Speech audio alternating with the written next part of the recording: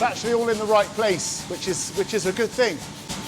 If it was in the wrong place, that would be bad.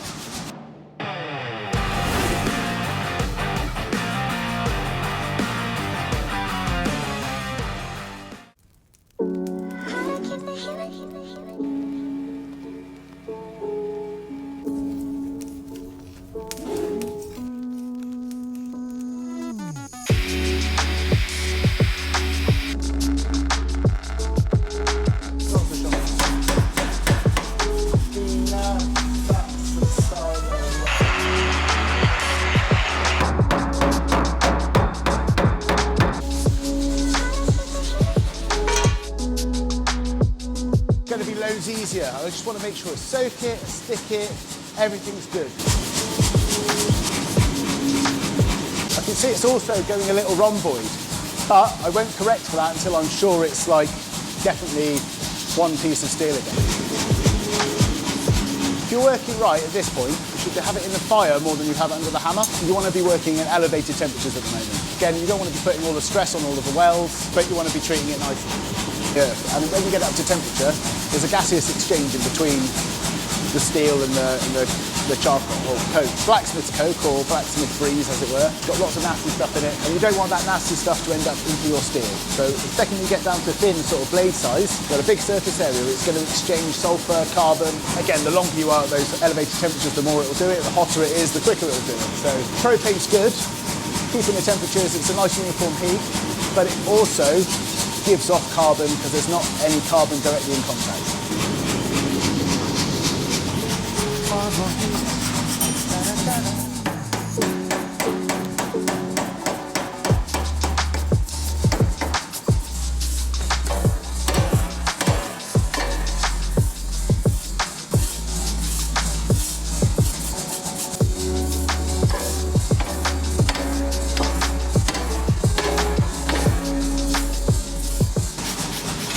See that we keep getting scale built up there. I'm just going to give that a little whip out again. Want to keep that clean. That's going to be the tip of the knife.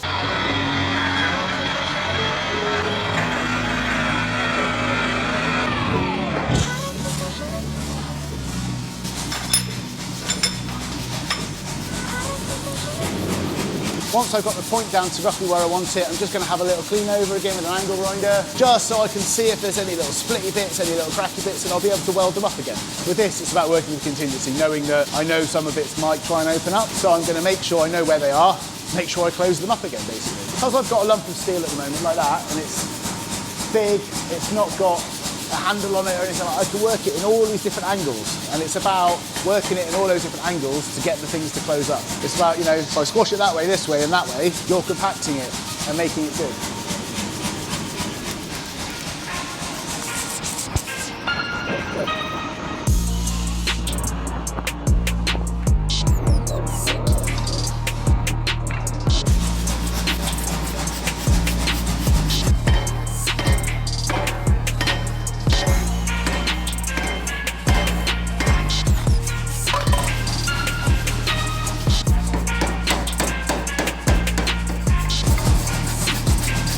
Now you can see it's almost closed up. Pretty much closed up. What I'm going to do is I'm just going to give it a little whip over with an angle grinder as well. I can see there's a few little splitty bits. I just want to make sure there's nothing that's going to stop any flux getting in there if I want to flux it. Because I forged it down this way, that bit's spread up a little bit. And now I'm going to make it a little bit more uniform, take it down to probably about 1 inch and try and keep that taper and try and keep that, maintain it.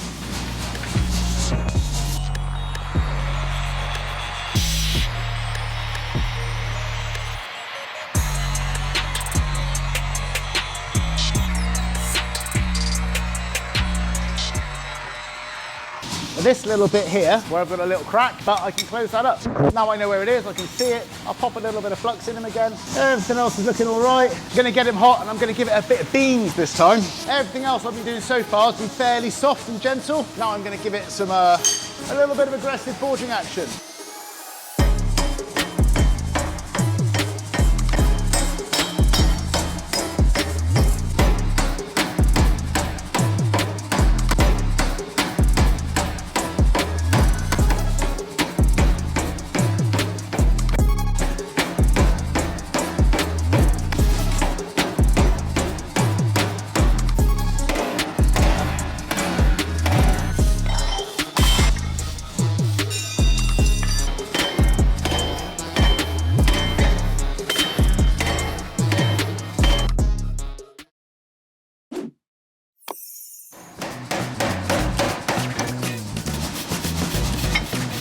pretty much close it up.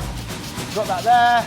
That little gaps, those little gaps that were open before, are closing up because I'm forging it this way, yeah? Now I'm gonna make it a better size. Now I'm pretty sure most of it's stuck.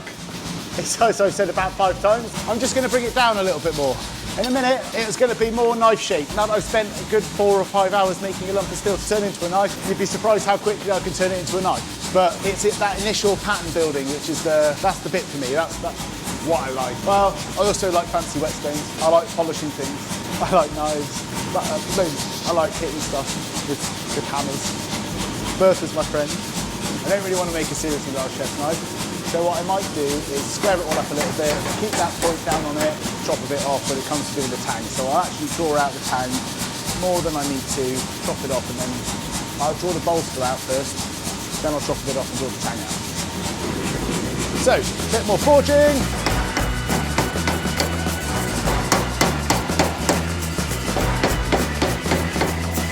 You see as well, in here there's still loads of scale. I'm going to give it one last brush over, one last tickle, and once I've done that, I'm going to give it a little grind over and then make sure it's closed up and not let it open up again.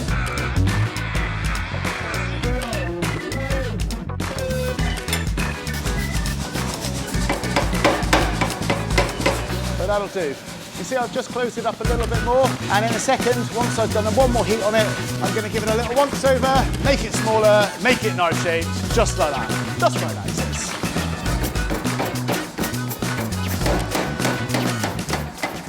There we go, look. That's basically where I want it. I've got a split right down the middle. I've still got a few little dodgy bits, but I'm sure I'm going to forge it down heavily from the top now. I'm sure those are going to close up. So try and keep it all in one piece, nice and hot, squash it down, turn it into a knife, he says repeatedly. So, knife time. Right, so bolster, it's going to go down, we're going to work here. We're going to go down, I'm going to pop that down, I'm going to work there and there. I'm going to square it all up, all right? So, bolster down, bolster down. Right, I'm going to use that. I'm going to use this.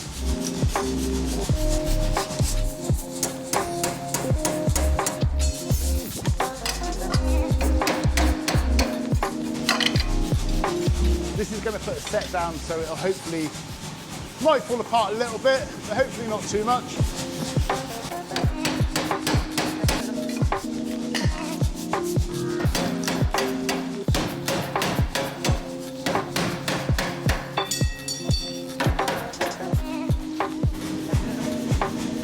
I'm having to work in little bits to try and keep the heat.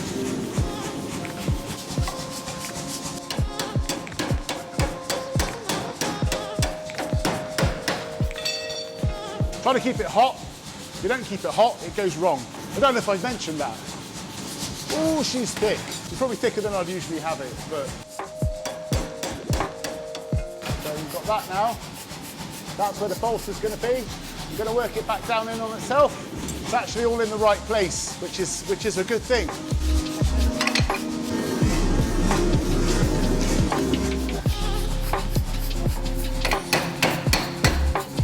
Yeah, I'm just going to leave it like that.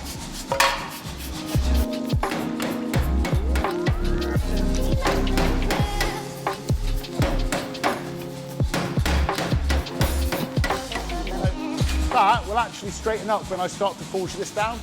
So for my next bit, I'm going to come over here. I'm going to put a set down. Once I've got that set down in there, again, I'm going to do it nice and hot, then I'll know exactly where the edge of the bolster is going to be. If I don't get it in the right place, it's another one of those things that's mildly annoying. But hopefully I will get it in the right place. I like to go just in front of the edge of the tank. So when I come in here, chalk, that's what I'll do. When I come in here, so at the moment I've got this, yeah? Give or take. That's a little bit more like that, yeah? So, you know what I was saying earlier about chopping off a bit of the bolster? I'd rather lose a bit off here than a bit off there, because the pattern is coming through here like this. So if I'm going to lose anything, I want to lose a bit off there. So when I set down, this is the kind of like, this is a half circle set down like this. So that's going to be the edge of where the bolster meets the knife. So when the bolster comes in, it'll come in like that to the knife. Then we'll set this down and we'll draw a tang out as well. So when I do this, I want to make sure that set down is actually pushing that bit away.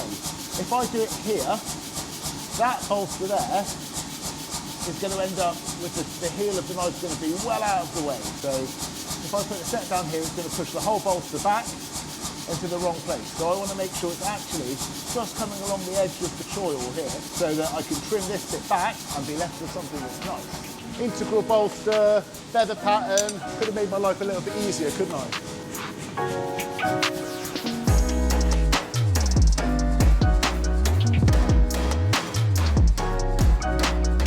going to come in here with the power hammer in a second and push that out. Pull that tang out a little bit. I'll do that one more time, getting there. I just want to, like I say, keep it nice and hot. Always keep it nice and hot.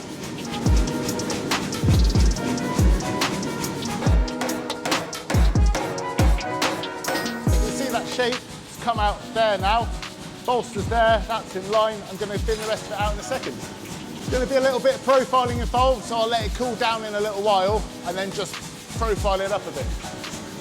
Trying not to put any welds under undue stress.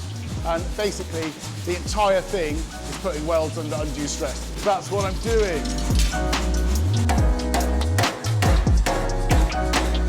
Keep it hot, keep it hot, keep it hot, keep it hot. Winning.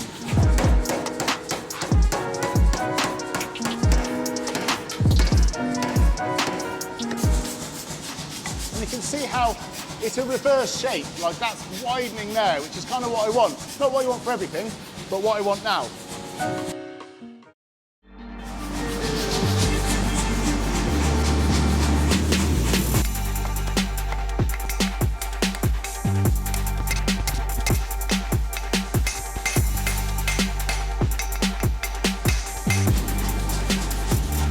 Oh, sweaty.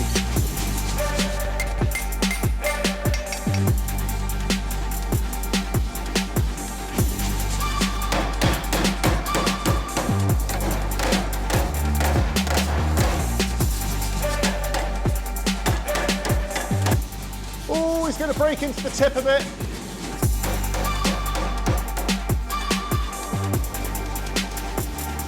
So close.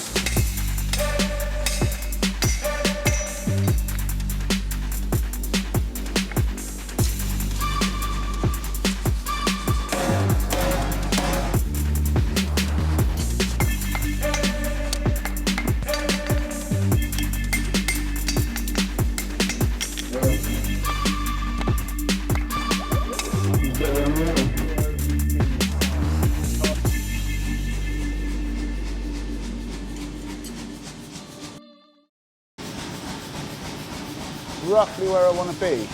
The meat is where I want it, which is good, and the pattern's also where I want it. I might pull the heel out a little bit more, just because, I mean, if you're going to do it, might as well do it properly. Yeah, it'll be a cracking looking knife, I reckon. Profile up, which means whipping the top off, whipping the heel down, and sorting the edge out a little bit. And after I've profiled it a little bit, you'll be able to get an idea of the pattern because I can give it a little dunk in the acid. Then I'll have to draw the tang down, basically cut down there, profile it up here, take that bit off there, and then take that bit down, and then we'll chop in here and draw a tang out, but I might even cut a bit off. Like I say, it's very chunky, and it doesn't look like, well, it doesn't look like a delicate, nice chef's knife, but all of the layers that I've put in there, fingers crossed, should be in the right place to have a nice feather pattern that sweeps right through from the tip up here and into the bolster, which again is one of those nice little details that I like.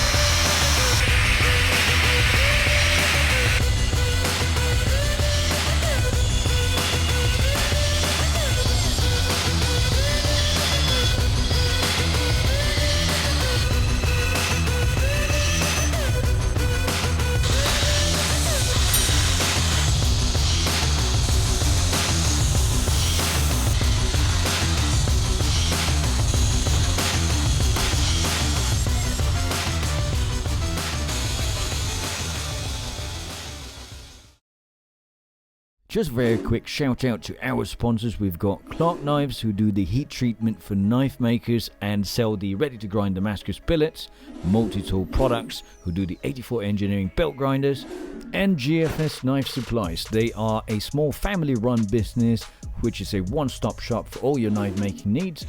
They do the abrasive belts, carbon steels and knife handle materials for knife making, some quenching oils and the rock blade heat kilns. Please click the links in the description below because they help us in making more videos like this.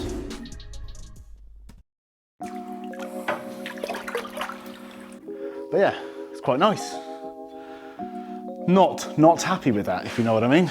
That's after a little bit of acid, yeah, that's 5 minutes in ferric chloride. And you can see where all this material's been dragged, and it was that, and it's dragged and it's pushed, and that's why I've pushed it down there. And if I'd forged this bigger, it would have got a little bit more distorted around the edge. I quite like this finesse, this like thin bits and these little bits of dragging. But if I'd squashed this down, it would have expanded all of that and made it different, basically. Everything makes it a little bit different.